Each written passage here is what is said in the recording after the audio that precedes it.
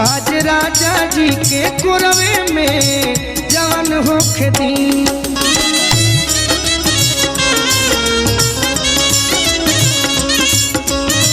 वाह वाह, ये नया जकर बिया होलो करा खातिर बा।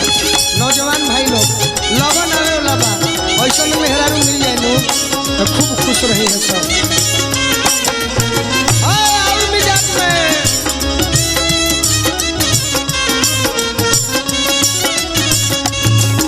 राजा जी के कुरवे में जवन होखे दी। आज राजा जी के कुरवे में जवन होखे दी।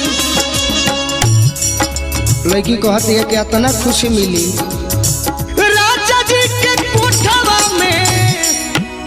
ए कार्तिक भैया मुर्गी राजा जी के उठावा में उठ जब साथी।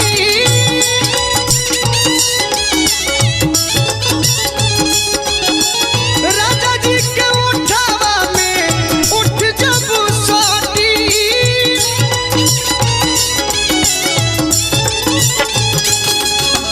भुकुर भुकुर परी हमारा दिलवा के बाती।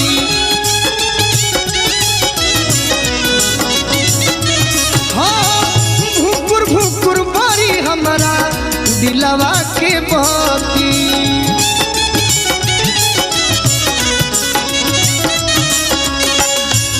कहतरी और कि रात भर लभ के दरियावे में। हे भगवान जी हमार दिल के बात सुन ली, आज जौन मन में मनोकामना बा आज पूरे कर दे।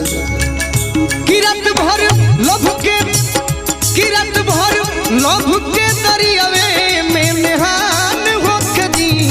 आज राजा जी के कोरवे में जवन होके दी।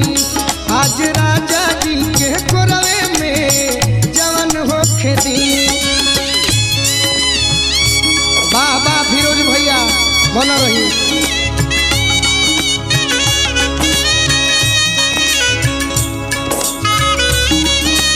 वाह वाह, यह लयदार मन कहाला।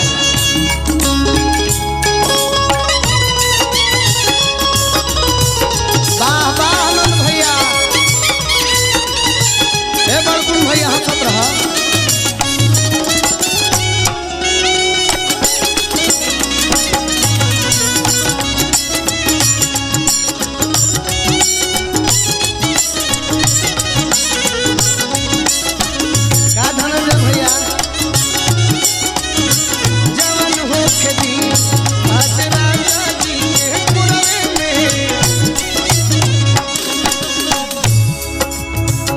कहती है लड़की की वो घड़ी और खुशी मिली कि ओठ से जब ओठ सटी तो तने खुशी मिली।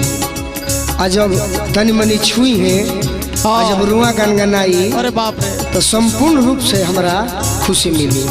कैसे कहतरी लड़की रुआ गनगनाई पिया कोरा जब उठाई है।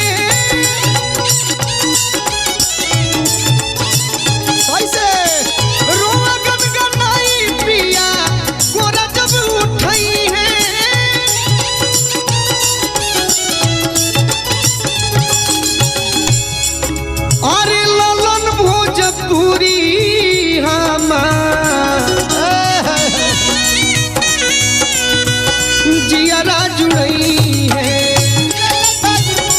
हमारा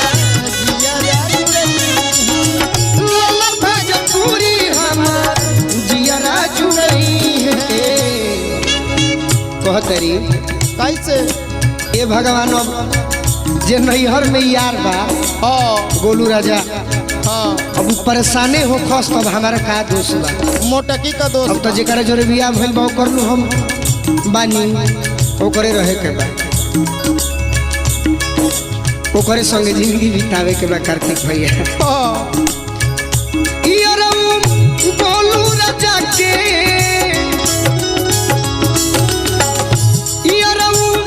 गोलू राजा के परेशान